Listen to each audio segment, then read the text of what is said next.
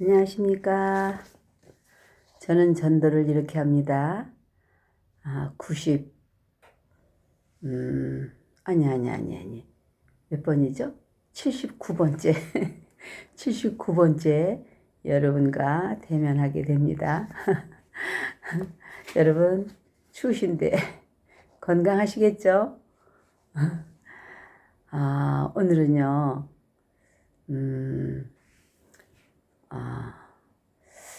우리는 말세를 살면서 어리석은 자가 되지 말고 오직 주님의 뜻이 무엇인가 이해하라라는 말씀으로 열겠습니다. 우리는 주님의 뜻이 무엇인가를 알아야 우리가 실패하지 않죠. 신앙생활 하는데, 영적생활 하는데요. 그러니까 세상 신을 섬기던 것과 같은 방법으로 하나님을 섬기는 경우가 많이 있습니다. 많이 볼 수 있어요. 그래서 작년에가 한번 그런 말씀을 잠깐 드린 적이 있어요.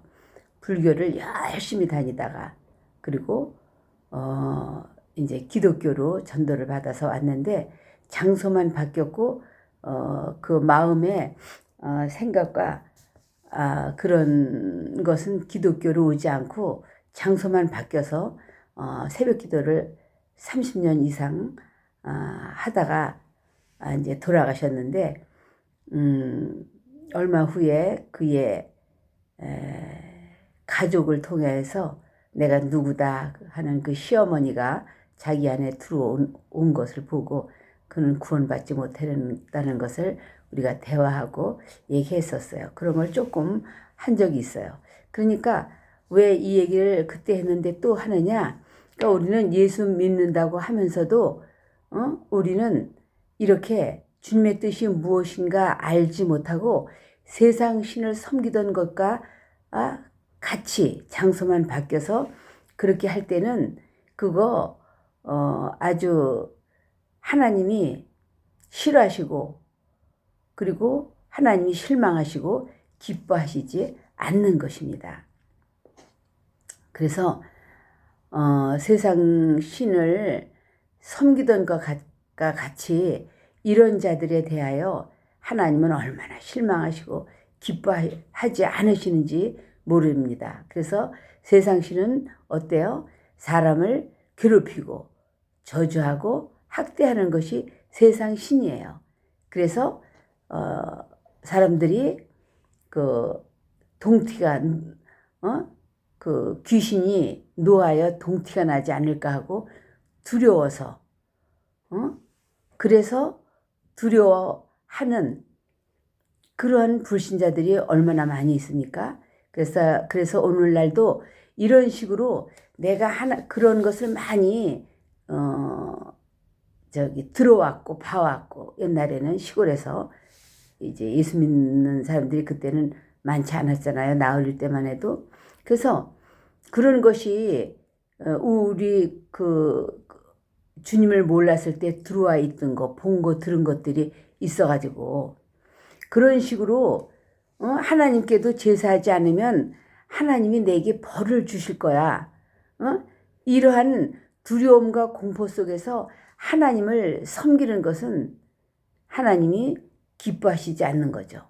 그래서 이런 자들은 마음의 평안과 기쁨이 있어서 주님 은혜가 감사해서 십자가에서 내 죄를 씻어주시고 영생할 수 있도록 해주신 그 은혜가 그 은혜를 기쁨과 마음의 기쁨과 평안과 이런 것이 없이 하나님께 나오는 것이 그런 것을 가지고 나오는 것이 아니라 두려움과 공포 때문에 나오는 것이죠.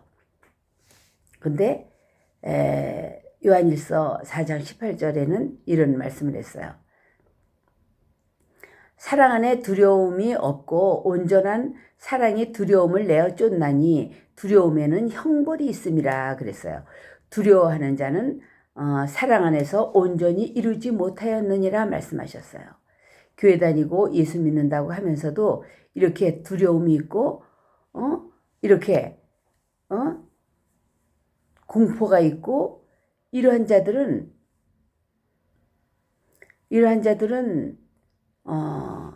아직 믿음이 없는 거죠. 주님의 사랑이 내 안에 이루어져 있다면 이런 공포나 이런 두려움 같은 것은 다 떠나가게 돼 있거든요. 근데 아직도 그러한 두려움이 있는 것은 그 안에 형벌이 있는 것이고 아직 주님과 온전히 사랑하는 사귐의 관계가 되지 않은 증거죠. 그래서 두려움과 공포는 귀신에게 나가는 자들이나 갖는 것입니다. 우리는 예수님 앞에 나온 자들이잖아요. 구원받은 은혜 감사하고 죄 씻음 받은 거 감사해서 우리는 주님 앞에 나온 자들이죠. 그래서 저렇게 귀신에게 나가는 자들과 주님 앞에 나오는 자들은 다른 것입니다. 그렇게 그들은 귀신이 고통을 주고 삶을 방해할까 두려워해서 정기적으로 푸닥거리도 하고 또 살풀이 같은 것으로 제사를 지내는 자들이죠. 이와 같이 하나님께 돌아온 뒤에도 하나님이 화를 주시는 분으로 두려워하고 신앙생활하는 자는 하나님의 뜻을 크게 오해하는 것입니다. 로마서 3장 23절에는 모든 사람이 죄를 범하였음에 하나님의 영광에 이르지 못하더니 라고 말씀하셨어요. 하나님의 아들 예수 그리스도가 하나님과 우리 사이에 그 죄의 담을 허시고 하나님이 주시려고 하신 영광을 우리에게 주고자 오신 것이에요. 마태이 20장 28절은 인자가 온 것은 섬김을 받으려 함이 아니라 도리어 섬기려 하고 자기 목숨을 많은 사람의 대속물로 주려 함이니라 이렇게 말씀하셨어요. 그래서 이 땅의 이방 신들처럼 사람을 억압하고 괴롭히고 형벌하려고 온 것이 아니라 우리를 섬겨주고 우리를 위해 목숨을 주려고 온 것이라고 분명히 말씀하셨어요. 이걸 복음이라고 말합니다. 이것이 복음입니다. 만약에 예수 믿는 것이 부담스럽다고 생각한다면 복음을 잘못 들은 것입니다. 오해한 것입니다. 복음을.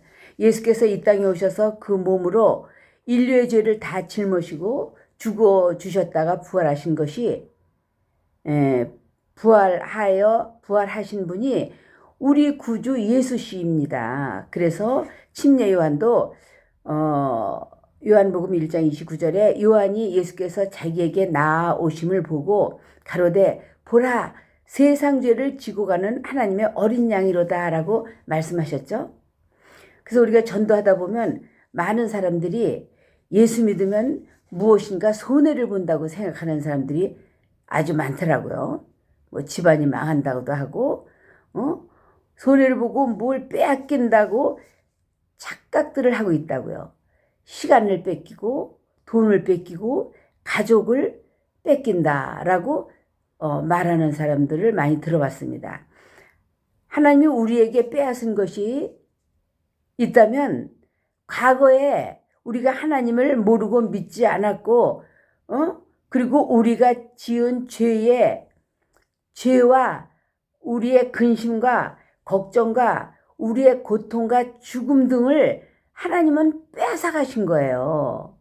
얼마나 행복합니까? 얼마나 감사합니까? 하나님이 저와 여러분 가정에서 빼앗아 가신 것이 무엇입니까? 주님은 우리의 죄악과 방종과 불의만을 빼앗아 가셨어요.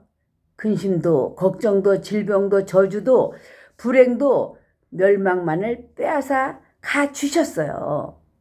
그래서 여러분과 나의 가정에서 마귀의 일만을 빼앗아 가신 것이 바로 예수님이에요.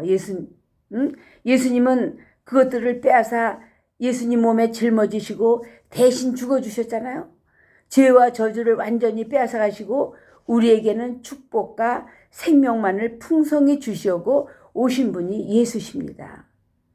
술 취하지 말라 이는 방탕한 것이라고 말씀하시고 당신과 여러분과 나에게서 그 방종을 빼앗아가 주셨어요. 우리는 하나님께 대한 오해를 없애야 합니다. 하나님이 무엇인가 우리를 빼앗아 간다고요? 시간을, 돈을, 가족을 빼앗아 간다고요? 이렇게 우리에게 고통을 주고 괴롭히는 것들을 다 빼앗아 가주시고 우리 안에서 제거해 주신 분이 바로 예수님이에요. 그래서 하나님을 그렇게 오해하면 지옥에 갈 수밖에 없죠. 시편 68편 19절에는 이렇게 말씀하셨어요. 날마다 우리 짐을 지시는 주, 곧 우리의 구원하신 하나님을 찬송할지로다 그랬어요. 날마다 우리의 짐을, 우리의 죄의 짐을 대신 져 주시는 그 예수님, 그 예수님으로 우리는 구원을 받습니다. 그러니 그런 죄와 저주와 모든 고통과 마귀가 하는 일들을 다 빼앗아 가 주시는 그 예수님을 우리는 찬송할 수밖에 없는 거잖아요. 우리가 믿는다면. 그래서 그것은 순전히 우리에게 구원을 베풀기 위함이라는 것이죠. 그래서 우리는 무겁고 힘든 우리의 짐을 예수님 앞에 날마다 내놓고 그분으로 하여금 이 짐을 지게 하는 우리 자들이에요. 우리는 그 기도가 바로 그 방법입니다. 우리의 기도로서 나의 형편과 사정과 나의 이런 모든 것들을 나를 위해 구원해 주시고 대역사를 이루어 주시고 우리를 구원해 주신 그 예수님 앞에 날마다 내려놓는 거예요. 날마다 주님 앞에 고백하고 토설하고 내놓는 거죠. 기도로서 내놓는 거죠. 그럴 때 하나님 앞에 이런 무거운 죄의 짐을 지우는 방법이 바로 기도하는 방법이다 이 말이에요. 그래서 주님은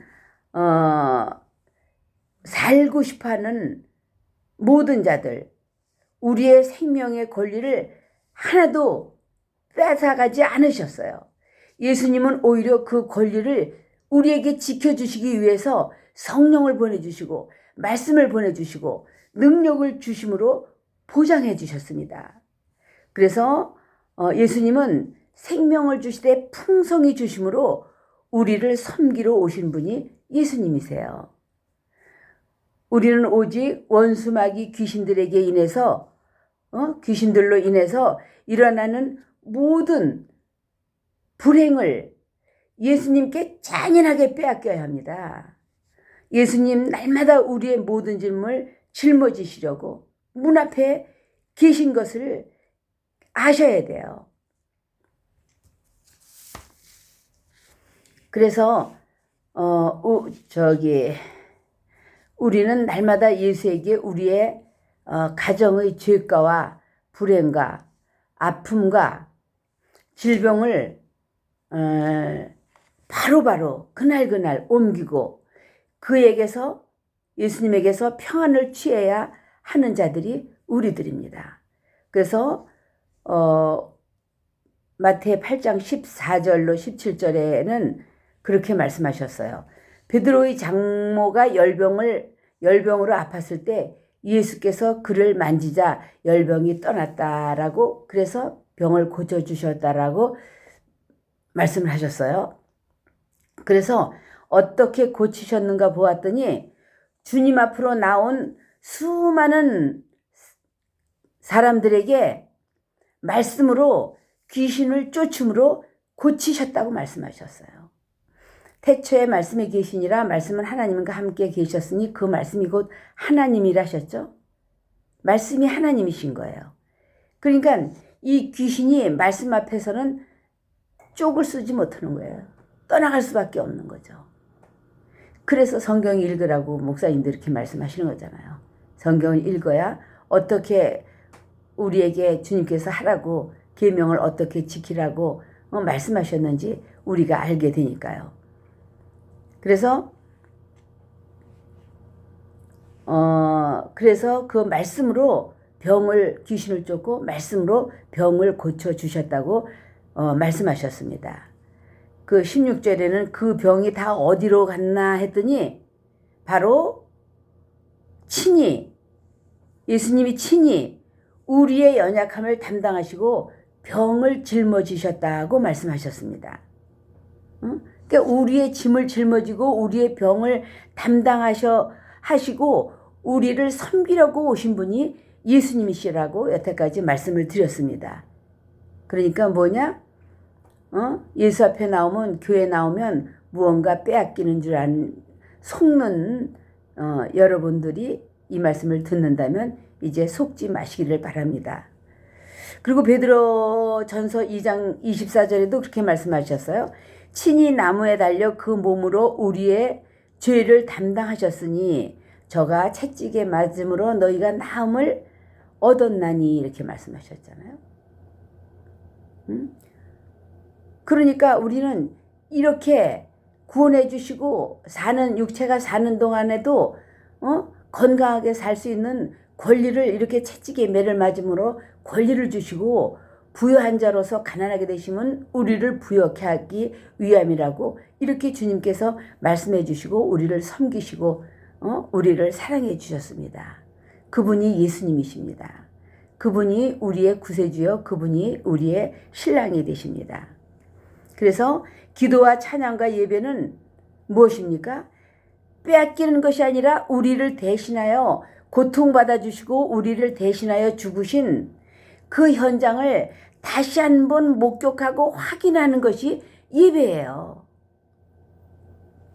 그래서 예수님을 위해, 교회를 위해 헌신하는 것은 그분에 대한 이 고마움을 알고 예수를 사랑함으로 하는 행위예요.